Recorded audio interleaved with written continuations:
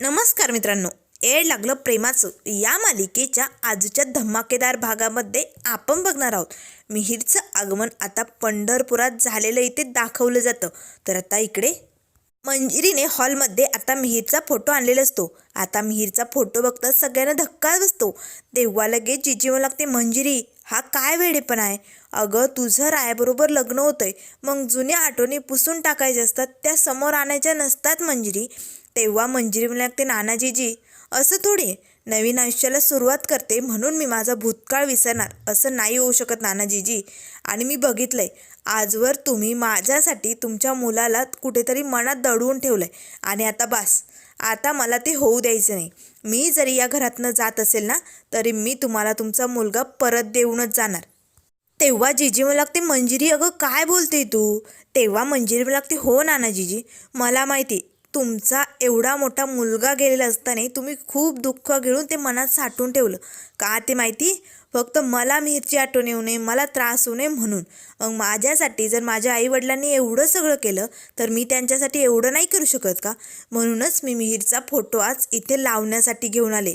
तेव्हा लगेच आता जिजी म्हणू लागते, मंजिरी अगं हा फोटो बघितल्याने काय होणार आहे, मिहीर तर आमच्या मनात दडलाय गं. तेव्हा मंजिरी म्हणू लागते, हो जिजी मला माहिती, पण मनातही तुम्ही शेवटी त्याला दडूनच ठेवलं ना. कधी बोठावरती आणलंय, कधी बाहेर कुणाशी बोललाय नाही ना.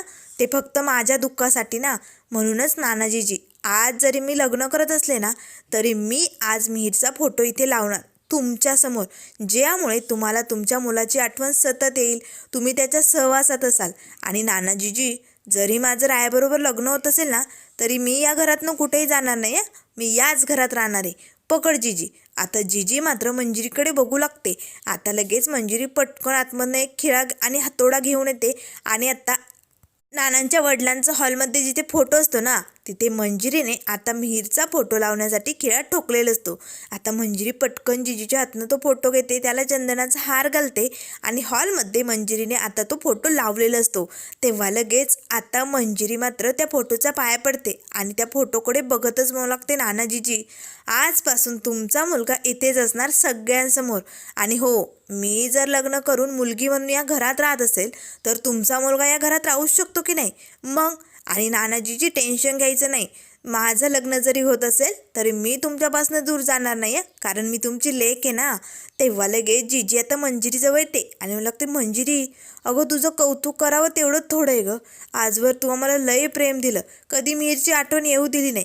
अगदी आई बापाला जसं जीव लावतात ना तसं जीव लावलंय आणि आजही शेवटी तू आमचं मन भारावून जाते मंजिरी.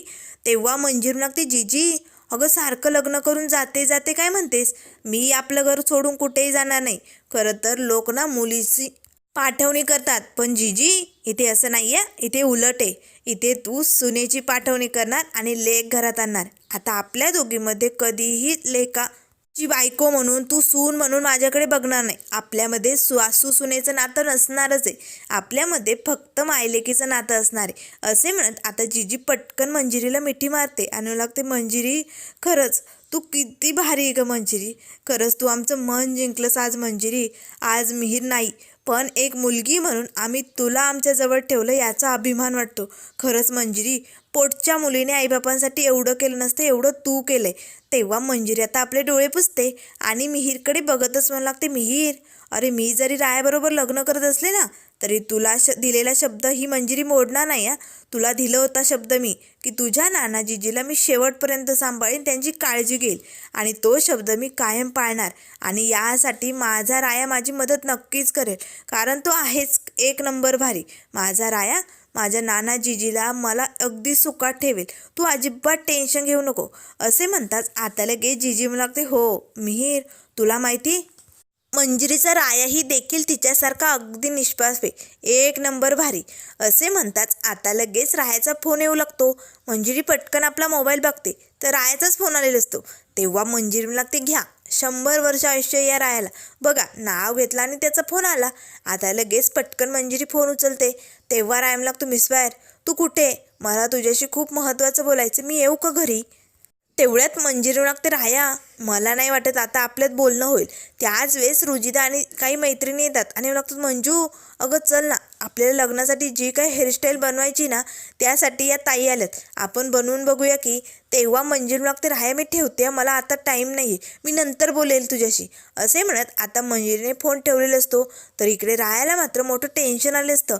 तो आता त्या पेनड्रॉयकडे बघतच मला लागतो, मिसफायर नाही, वेळ निघून चालली मिसफायर, आणि जास्त उशीर होण्याआधी मला तुला हे सगळं सांगावंच लागेल, पण कसं सांगू मिसफायर, असा विचार आता रायासमोर उभा असतो. त्याला खूप मोठं असं टेन्शन आलेलं असतं. त्याच वेळेस आता इकडे रुजिदाची मैत्रीण पार्लरवाली जी आलेली असते ना, ती मंजिरीच्या आता हेअरस्टाईल बनवून बघत असते, कोणती छान वाटते, कोणती घालावी, असं त्यांचं ठरवायचं चालू असतं. तर इकडे राया मनाशीच म्हणू लागतो, आता खूप वेळ झालाय, मिसफायरला एकदा फोन लावून बघतो उचलते की काय, मला आज काही करून तिला हे सगळं सांगावंच लागेल, असे म्हणत राया पुन्हा आता मिसफायरला फोन लावतो. त्याच वेळेस आता मंजिरी लागते, रुजू अगं फोन वाजतोय, बघ ना कुणाचा आहे. रुजिदा फोन उचलते आणि बाजूला जाते, कारण रायाचा फोन आहे हे तिने बघितलेलं असतं ना. तेव्हा रायम लागतो, मिसफायर अगं झाली का तू मोकळी, तू फोन करणार होती ना, मला तुझ्याशी महत्त्वाचं बोलायचं आहे मिसफायर. तेव्हा रुजिदा म्हणू लागते, ए राया, मी तुझी मिसफायर नाही आहे, तिची सिस्टर रुजिदा बोलते, बोल काय काम होतं मला सांगून टाक. हे बघ मंजिरीला अजिबात वेळ नाही आहे, तिच्याकडे फोन दिला जाणार नाही, आणि तू सारखे फोन करू नको, काय बोलायचं ते लग्न झाल्यानंतर बोल, असे म्हणत आता रुजिदाने फोन ठेवलेला असतो. रायाला मात्र काय करावं, कसं मिसफायरशी बोलावं काही सुचत नाही. तर इकडे आता संध्याकाळची वेळ झालेली असते. शशिकला आणि निक्की मात्र घरी आलेले असतात. हॉलमध्ये येताच सगळा काही सुमसुमाट बघताच लगेच निक्की म्हणू लागते, शशिकला अगं लग्न करे असे शांतता का वाटते, सगळेजण कुठे गेलेत. तेव्हा शशिकला म्हणू लागते, काही नाही ग, कलमटलेत सगळे खरेदी करायला, कुठे जाणार आहे दुसरीकडे, चल आतमध्ये. तेवढ्यात आता निक्कीचं हॉलमध्ये लावलेल्या मिहीरच्या फोटोकडे लक्ष जातं. निक्की पटकन त्या फोटोजवळ येऊन उभी राहते आणि म्हणू लागते, काय ग शशिकला, हा कुणाचा फोटो. तेव्हा शशिकला म्हणे, हा तोच आहे ना, तो मिहीर मंजिरीचा नवरा. आता मात्र निक्की त्या फोटोकडे बघू लागते, हा मिहीर आहे. तेव्हा शशिकला म्हणू लागते, हो, त्या मंजिरीला सतत पुढे पुढे कौतुक करून घ्यायचं आणि वर जायचं अशी सवयच आहे ग. आज दिवसभर हाच ड्रामा चालू होता, मिहीरचा फोटो बाजारातनं बनवून काय आणला, खिळा ठोकून स्वतः इथे काय लावला, आणि आजवर या म्हातारीने तिला त्रास होऊ नये म्हणून या मिहीरचा फोटोसुद्धा घरात ठेवला नव्हता, सगळं काही अडगळीच्या खोलीत दडून ठेवलं होतं, आणि आज बघा लग्न करून जाते तर शेवटी काय, तिनेच तो फोटो इथे लावला. मला तर यांचा असा राग येतो ना, सारखी मुळमुळ चालू असते त्यांची. तेव्हा लगेच आता निक्की म्हणू लागते, कसा होता ग हा मिहीर. तेव्हा शशिकला म्हणू लागते, आजच्या कलियुगातला श्रावण बाळ होता, आई वडिलांचा एक शब्द खाली पडू देत नव्हता, त्यांच्यासाठी हवं नको ते सगळं करणार होता, सगळं काही त्यांचं ऐकत होता, खरंच आजकाल असे पोरं बघायला सुद्धा भेटणार नाही असा होता. तेव्हा निक्की म्हणू लागते, अरे बापरे, आजकालच्या युगात असली माणसं असतात का. नाही नाही शशिकला, तुझा काहीतरी गैरसमज झाला असेल. तेव्हा शशिकला म्हणू लागते, बाई ही शशिकला उगाच कुणाचं कौतुक करत नाही, खरंच असा पोरगा कधी बघायला सुद्धा भेटणार नाही, पण जाऊ दे ना, तो गेलाय आता, त्याचं कशाला धरून बसते. तेव्हा लगेच आता निक्की म्हणू लागते, खरंच एवढा चांगला होता, एवढी माणुसकी होती का यात. तेव्हा शशिकला म्हणू लागते, हो ग बाई, मी सांगते ना, त्या म्हातारीचा शब्द खाली पडू देत नव्हता, आणि म्हणूनच त्या म्हातारीने या उदासीला त्याच्यासाठी निवडलं, आणि डोळे झाकून तो तयार झाला हिच्याशी लग्न करायला, आणि मग काय गेला, आणि ही बनली यांची लेक इकडे. तेव्हा लगेच आता निक्की म्हणू लागते, मग हा जर एवढा चांगला असेल तर हाच आता हे लग्न थांबवू शकतो. तेव्हा शशिकला धक्का बसतो, या निक्कीला वेळ लागला की काय, अगं काय बोलतेस, अगं बाई 2 वर्ष झालेत याला जाऊन, आज याचा फोटो घरात लागलाय, हा कसा लग्न थांबवणार, उगाच काही बोलू नको. हे बघ तुला वेळ लागलाय का रायाचं लग्न होतंय मंजिरीशी म्हणून, तुझं रायावरती प्रेम आहे हे मला माहिती, पण तू एवढी वेडी होऊ नको की ज्यामुळे तुला वेड्यांच्या हॉस्पिटलमध्ये नेण्याची वेळ येईल. त्यामुळे निक्की सावर स्वतःला. तेव्हा निक्की म्हणू लागते, नाही, मी जे बोलते ते अगदी बरोबर बोलते, हा काहीही करू शकतो. तेव्हा शशिकला म्हणू लागते, अगं बाई, हा मेलाय ग 2 वर्षापूर्वी, आता त्या मंजिरीचं रायाशी लग्न होतं आहे, आणि हे बघ निक्की आता अति झालं, तिकडे तो जय जेलमध्ये सडत पडलाय, आणि तुझे सगळे प्लॅन फ्लॉप होत आहेत, काहीही कामाचे नाही आहेत, सगळा अपमान झाला आहे आपला. त्यामुळे मला असं वाटतंय ना, आता मीही हे फुकटचे प्लॅन करणं बंद करावं, आणि सरळ सरळ लग्नात सहभागी व्हावं, आणि जो काय आपल्या वाटेला मानपान येणार आहे ना, तो सरळ सरळ स्वीकारावा, आणि हे लग्न झालं काय आणि नाही झालं काय मला काहीही फायदा नाही. तेव्हा निक्की म्हणू लागते, नाही होणार हे लग्न, हा मिहीर हे लग्न थांबवणार. तेव्हा शशिकला म्हणू लागते, अगं डोक्यावर पडली का? नेमकं तुला काय म्हणायचं सांगशील का? आता मात्र ही निक्की गुळणी धरून असते. आता ही निक्की काय करणार? खरंच मी जिवंत असेल की नेमकं काय करेल हे आपलं लवकरच बघूया. तर इकडे दीपिकल डंकी आता घरी आलेले असतात. दीपिकल मात्र पुढे येतो आणि रायभाऊसाठी त्याने आता इथे कुर्ता आणलेला असतो, म्हणजे शेरवानी. तेव्हा तो रायभाऊला म्हणू लागतो, रायभाऊ अरे हा टेलरने शेरवानी पाठवली, तू लवकर ट्राय करून बघ बरं, म्हणजे माप वगैरे व्यवस्थित आहे की नाही. टेलरने विचारलंय आणि लगेच सांगायचं आहे आपल्याला, आपल्याकडे वेळ नाही आहे, 2 दिवसावर लग्न आलं आहे रायभाऊ. तेव्हा राय म्हणू लागतो, माझ्याकडे वेळ नाही, मला खूप महत्त्वाचं काम आहे, मला जायचं आहे. तेव्हा दीपिकल म्हणू लागतो, रायभाऊ असं काय करतोय तू? एकदा का घराबाहेर पडला ना की तू सापडत नाही, त्यामुळे प्लीज एवढं माप दे आणि मग जा. तेव्हा राय म्हणू लागतो, इथे लग्न मोडायची वेळ आली आणि तुला कसलं माप देऊ रे मी? तुला कळत नाही का मला महत्त्वाचं काम आहे? आता दीपिकलला जरा धक्का बसतो. लग्न मोडण्याची वेळ आली म्हणजे? रायभाऊ अरे काय झालंय, तू असं का बोलतोय? तेव्हा राय म्हणू लागतो, दीपिकल तुला त्या रात्रीचा भूतकाळ आठवतोय ना, तो मी अजून कधीही विसरलो नाही. तेव्हा लगेच दीपिकल म्हणू लागतो, हो म्हणजे कसं आहे ना रायभाऊ, एखादं भयंकर स्वप्न जर पडलं ना तर ते माणूस कधी विसरत नाही. तसंच त्या रात्रीबद्दल झालं होतं ना काहीतरी. अण्णाने तुला एक मोठं मिशन दिलं होतं आणि मला दुसरंच काम दिलं होतं, त्यामुळे तुझ्याबरोबर मी त्या मिशनला येऊ शकलो नाही. पण नेमकं काय झालं होतं मला माहिती नाही, पण भयंकर मात्र नक्की काहीतरी घडलं होतं. तेवढ्यात लगेच राया तर गादीखाली जो कोयता असतो तो कोयता हातात घेतो आणि दीपिकलला दाखवतच मला लागतो, बघ हा कोयता, यानेच माझं आयुष्याची वाट लावली आणि तो भूतकाळ हा राया कधीही विसरू शकत नाही.